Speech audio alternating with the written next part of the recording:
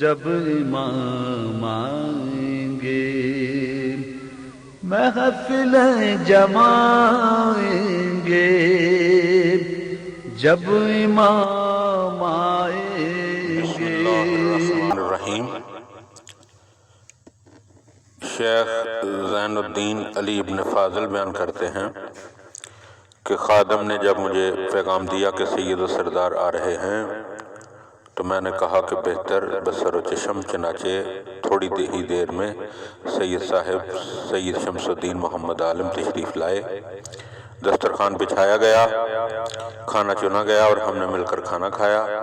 بعد فراغت ہم سب نماز مغربین کے لیے مسجد میں گئے۔ نماز سے فارغ ہو کر سید صاحب اپنے مکان تشریف لے گئے اور میں اپنی قیام گاہ پر آ گیا۔ 18 روز میرا وہاں قیام رہا۔ اس دوران نماز جمعہ بھی میں نے سید صاحب کی اقتداء میں ادا کی۔ بعد نماز جمعہ میں نے ان سے سوال کیا، کیا آپ نے نماز جمعہ واجب کی نیت سے ادا فرمائی ہے؟ انہوں نے فرمایا کہ ہاں ایسا ہی ہے، کیونکہ وجوب کی تمام شرائط پائی جاتی ہیں، اس لیے میں نے واجب کی نیت سے نماز ادا کی ہے۔ میں نے سوال کیا، کیا امام موجود ہیں؟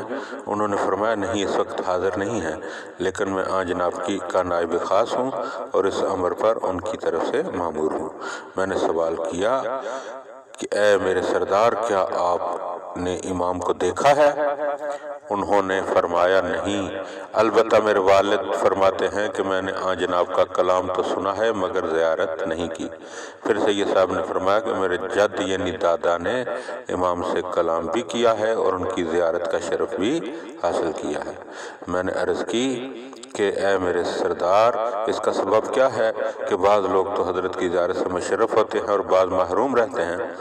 تو انہوں نے فرمایا کہ اللہ اپنے بندوں میں سے جس پر چاہتا ہے فضل و احسان فرماتا ہے، یہ اسی کی حکمت بالغہ اور عظمت قاہرہ ہے۔ دیکھو بندوں ہی میں سے تو کچھ بندے نبوت و رسالت اور ولایت کے لیے مخصوص کیے گئے ہیں۔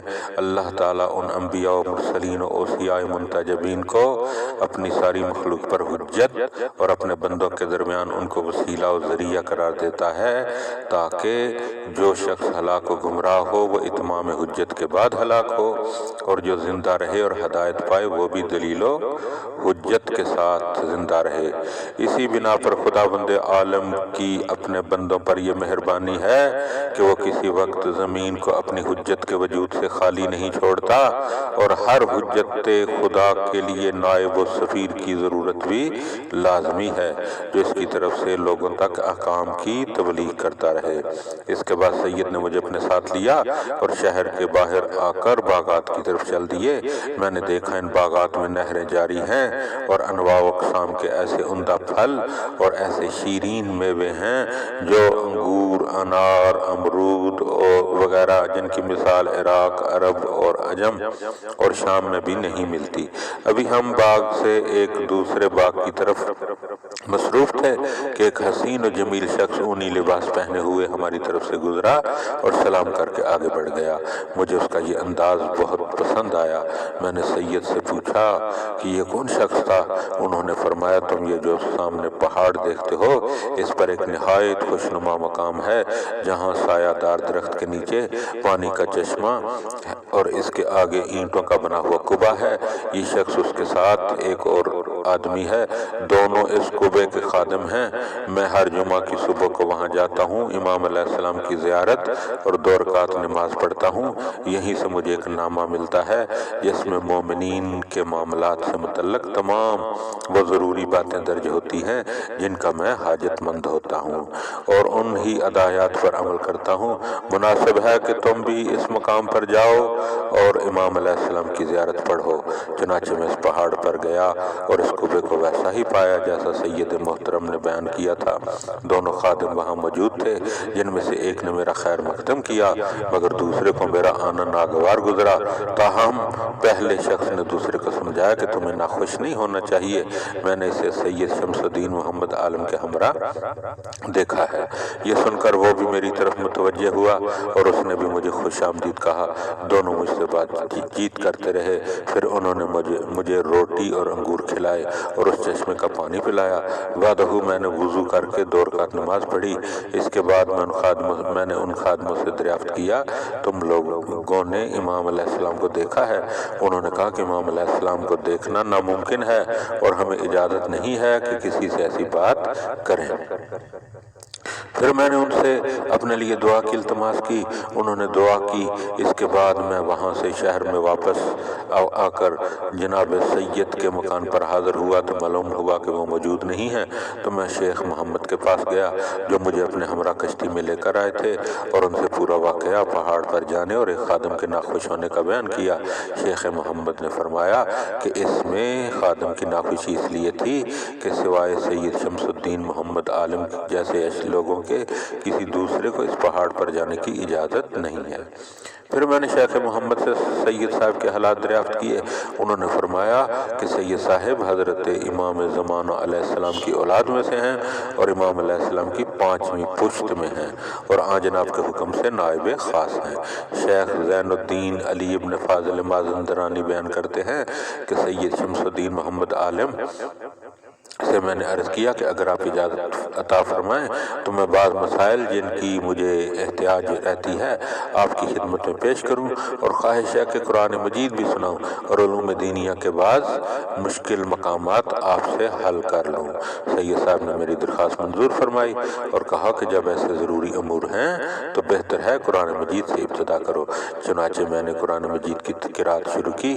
جب قاریوں کے اختلافی مقامات آتے تو میں کہتا اس کو حمزہ نے اس طرح پڑھا ہے، کسائی نے اس طرح پڑھا ہے، عاصم کا یہ قول ہے، ابو عمر بن کثیر کی قرات اس طرح ہے۔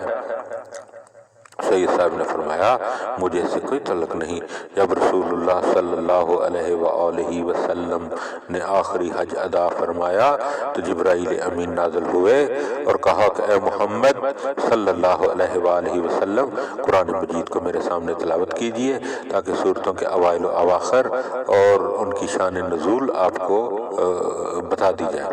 پس حضرت امیر المومنین اور ان کے فرزند حضرت امام حسن اور حضرت امام حسین علیہ السلام، ابی ابن کعب، عبداللہ بن مسعود، حذیفہ یمانی، جابر ابن عبداللہ انصاری، ابو سعید خدری اور حسان بن ثابت رضوان اللہ علیہم اجمعین اور ان کے علاوہ دوسرے صحابہ حضور صلی اللہ علیہ وآلہ وسلم کی خدمت میں جمع ہوئے اور آپ نے اول سے آخر تک قرآن مجید کی تلاوت فرمائی۔ جن مقامات پر اختلاف تھا جبرائیل امین نے حضرت سے نشاندہی کر دی اور امیر المومنین نے اس کو تحریر فرمایا۔ پس تمام قرآن مجید حضرت امیر المومنین وسیع رسول رب العالمین کی قرات سے ہے۔ میں نے عرض کیا اے میرے سید و سردار، میں یہ معلوم کرنا چاہتا ہوں کہ بعض آیات بعض دیگر آیتوں سے غیر مربوط ہیں، ان کے ما قبل اور ما بعد میں بظاہر کوئی ربط جو ہے وہ نہیں ہوتا، بس میں ان کے سمجھنے سے قاصر ہوں۔ آپ نے فرمایا صحیح کہتے ہو، ایسی ہی صورت ہے۔ اس کا سبب یہ ہے کہ جب سید البشر حضرت محمد ابن عبداللہ صلی اللہ علیہ وآلہ وسلم نے اس دار فانی سے دار بقا کی طرف کوچ فرمایا تو خلافت ظاہری کے دور میں جو کچھ ہوا وہ تو ظاہر ہی ہے، لیکن اس وقت امیر المومنین علیہ السلام جمع شدہ قرآن مجید کو ایک کپڑے میں لپیٹ کر مسجد میں لائے، سب لوگوں کی موجودگی میں فرمایا یہ کتاب اللہ ہے اور حضرت رسول خدا نے مجھے حکم دیا ہے کہ تمہارے سامنے پیش کر دوں تاکہ اس دن کے لیے اتمام حجت ہو جائے جب خدا بند عالم کے سامنے تمہاری اور میری پیشی ہوگی۔ اس کا جواب دو شخصوں نے یہ دیا کہ ہم تمہارے جمع کیے ہوئے قرآن کے محتاج نہیں ہیں۔ امیر المومنین نے فرمایا جب میرے حبیب حضرت محمد مصطفیٰ صلی اللہ علیہ وآلہ وسلم تمہارے اس جواب کی بھی مجھے خبر دے گئے ہیں، لیکن میں نے تو اس وقت تم سے حجت پوری کر دی ہے۔ یہ فرما کر حضرت امیر المومنین اس قرآن کو لیے ہوئے اپنے بیت الشرف کی طرف تشریف لے گئے، مگر بارگاہ الہی میں عرض کرتے جاتے تھے کہ تیرے سوا کوئی معبود نہیں، تو حق ہے، تو واحد ہے، تو یکتا ہے، تیرا کوئی شریک نہیں ہے، اس امر کا کوئی رد کرنے والا نہیں ہے جو تیرے علم میں گزر چکا ہے، اس کو کوئی روک نہیں سکتا جو تیری حکمت کا تقاضا ہو۔ پس اس روز جب کہ تیری جناب میں حاضری ہوگی تو میرے لیے گواہ رہنا اس کے بعد مسلمانوں کو یہ حکم دیا گیا کہ تم میں سے جس کے پاس قرآن کی جو آیت یا سورہ ہو لے کر دربار میں آ جائے۔ اس پر ابو عبیدہ بن جراح، حضرت عثمان، سعد بن ابی وقاص، معاویہ بن ابو سفیان، عبد الرحمن بن عوف، طلحہ بن عبداللہ، ابو سعید خدری، حسان بن ثابت اور دوسرے لوگ آئے۔ سب نے قرآن جمع کیا اور وہ آیتیں نکال دی گئی جن میں مطاعن تھے اور ان بدعمالیوں کا ذکر تھا۔ مکہ اور مدینہ کے شام فقر و بلا